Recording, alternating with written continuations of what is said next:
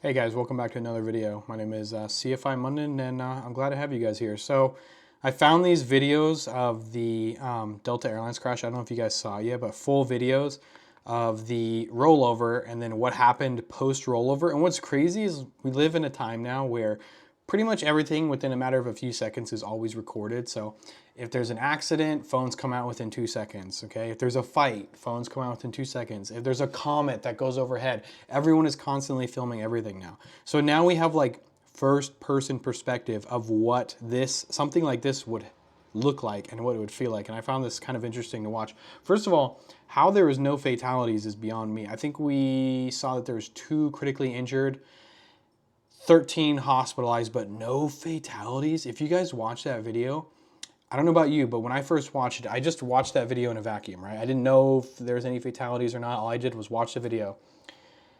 I don't even think we got the report yet. And I was like, there's no way. All those people are dead, or at least most of those people are dead. There's no way that anyone survived that.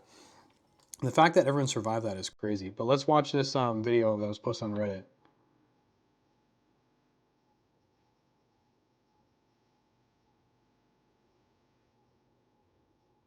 She kept saying, put that phone away, don't film it. You know that if you were there, like, you're gonna film this. You know what I mean?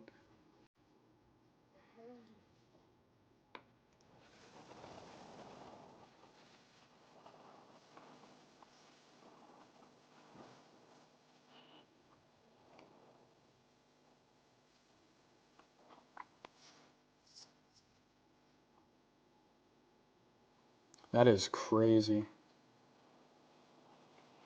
Also, a lot of people were like crapping on these guys for trying to go and get their bags out of the plane. Shock does crazy things to people. Okay, when you're okay, imagine this: you were just sitting on the CRJ, right? You're coming in a landing. You finally got reception. You text your mom or your wife, your husband, whatever. Hey, coming in. You know, meet me at the terminal. I'll be there in 15 minutes. Whatever. Then the next thing that you know, you're slammed into the ground, and I'll show the landing. The landing was really, really strong or really heavy. Bad landing. Comes in, you get slammed down, all of a sudden you roll and you're tumbling throughout a cabin. Okay, things are going all over the place, people are screaming, it's loud. Then the next thing you know after that, you're walking on a tarmac, it's freezing, the temperatures are frigid, the winds are blowing up to 40 knots, like, and then you're just walking, like, you're in shock. You're disassociated at that point. You're just in survival mode. So people in the comments were like, why do you care so much? You're being so materialistic, man. Like, who cares about your phone? Get out of the plane. Dude, these people are in shock. That's what happens to you. And in this Reddit comment section, like, people say the same thing. Yo, I was just on this fucking plane. Holy fuck. That is honestly insane. Yeah, they were telling people to put their phones away too, and they're like, "Don't film this, please. This looks really bad right now." Also, I don't know why, but for some reason, like smiles in these incidents catch my eye. I noticed that like 2 people were just smiling as they were offloading people. I don't know if she was actually smiling or not.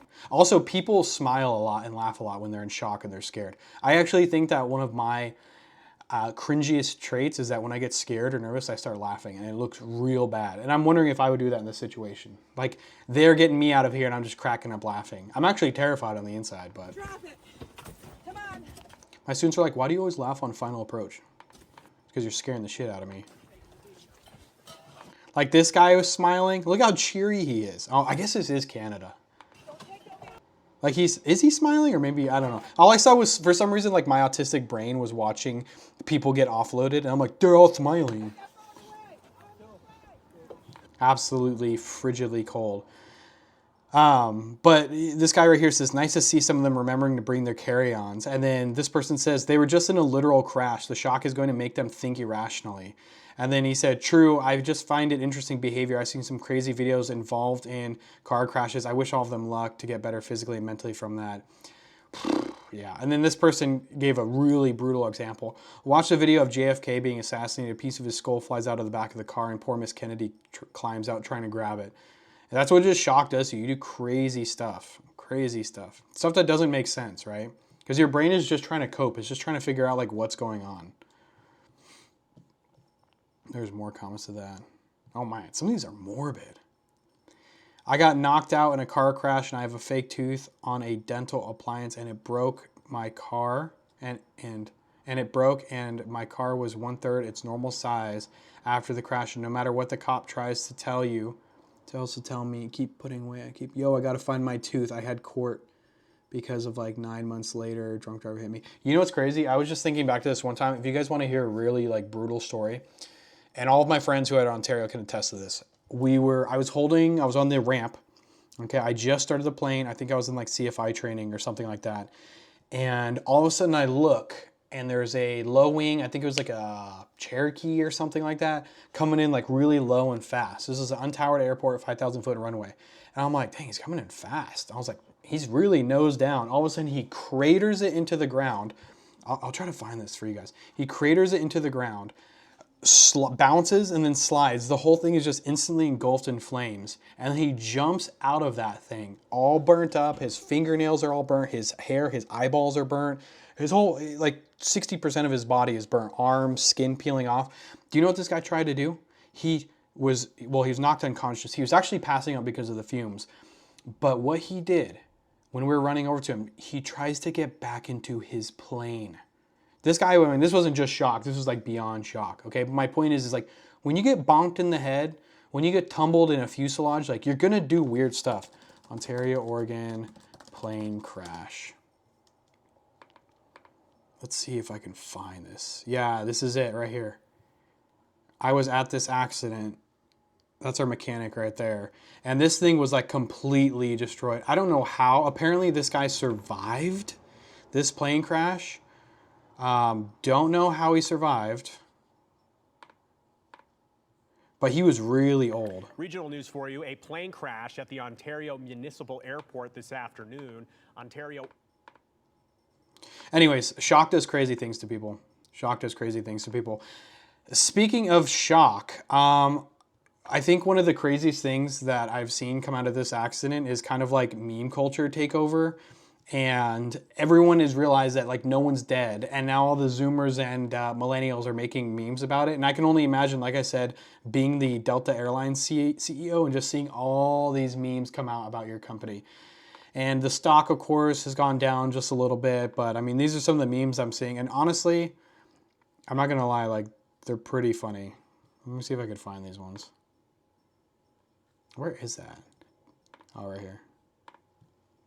Because being reliable is what we're all about at Delta. It's who we are. This is who we are. This is who we are. This is who we are. Somebody said in the comments, like, this is why I have TikTok. It's who we are.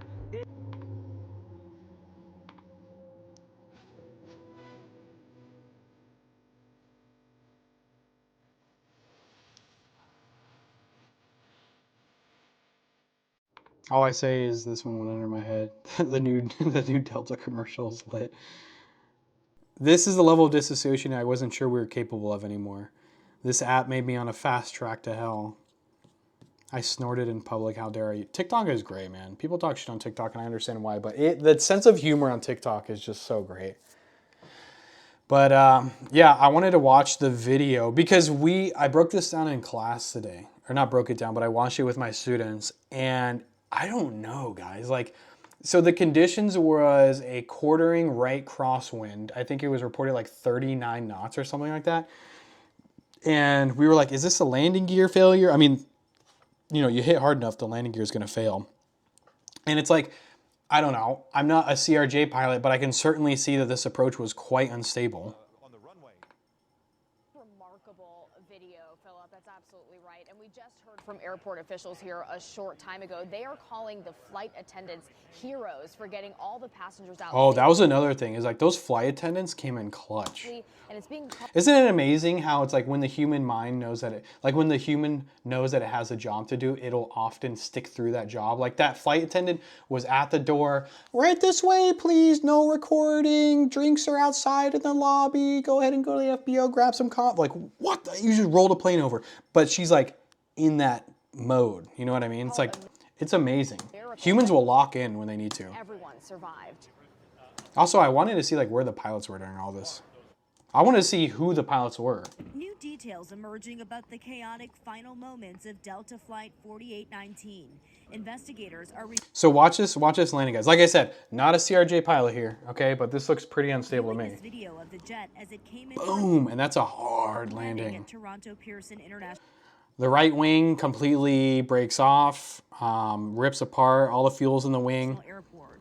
Then it causes that spin, boom. Describing hitting the runway extremely hard. It was just incredibly fast. There was a giant firewall down the side. I could actually feel the heat through the glass. And then we were going sideways. I'm not even sure how many times we tumbled. Passengers That's hanging upside crazy. down in the cabin, held in by their seatbelts. In this video obtained by ABC News, crew members seen standing on the Also, I remember I saw on a Reddit post or something that ABC News. this moment right here, people were so mad about this moment because this woman touched this other woman's butt. Who gives a shit?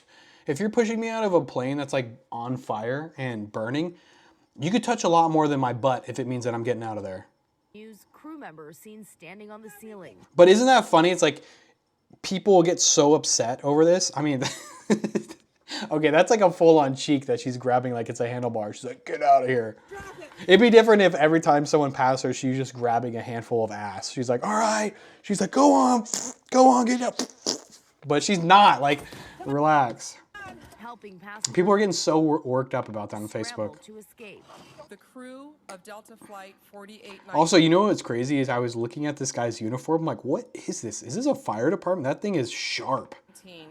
It's like a fire department uniform or something. The crew of Delta Look at this guy's uniform. I'm jealous. That has to be fire department or something. Flight 4819 heroically led passengers to safety, evacuating a jet that had overturned on the runway on landing that was amidst smoke and fire. I thank each and every one of these heroes. The Delta regional jet departed from Minneapolis Monday for Toronto with 76 passengers and 4 crew members, landing around 2 p.m. local time. Just so you are, there's people outside walking around the aircraft there.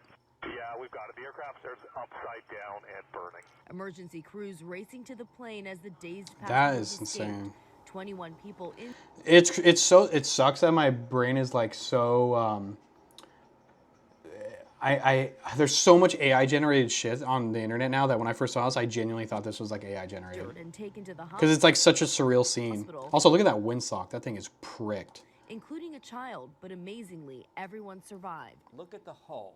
Look at that cabin. It's intact. How did everyone That survive saved this? lives. If that cabin had broken apart, if the hull had broken apart, this probably would have had a much different outcome. Yeah, you think? God dang.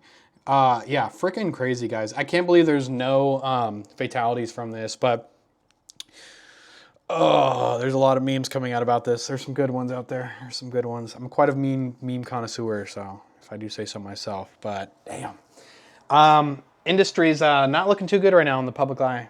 Public eye, is it? I would say that the general public is probably not feeling too good about flying commercial, and you know, all of us are in this industry, and when your consumer has doubts about your product or your service, not a good look for your industry. Not a good look. I don't know. Myself and others, we speculate, and I hope that I'm wrong, and I hope I'm not manifesting more accidents by saying this out loud. But I think that there's a good possibility that this is going to continue to happen at this rate. We're going to see it. You know, whatever your reasoning is, right?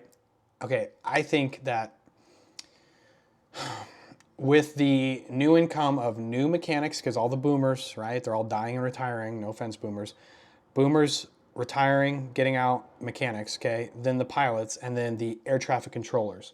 That's a lot of moving pieces happening within that industry, you know what I mean? So there's no way that's not going to have a ripple effect.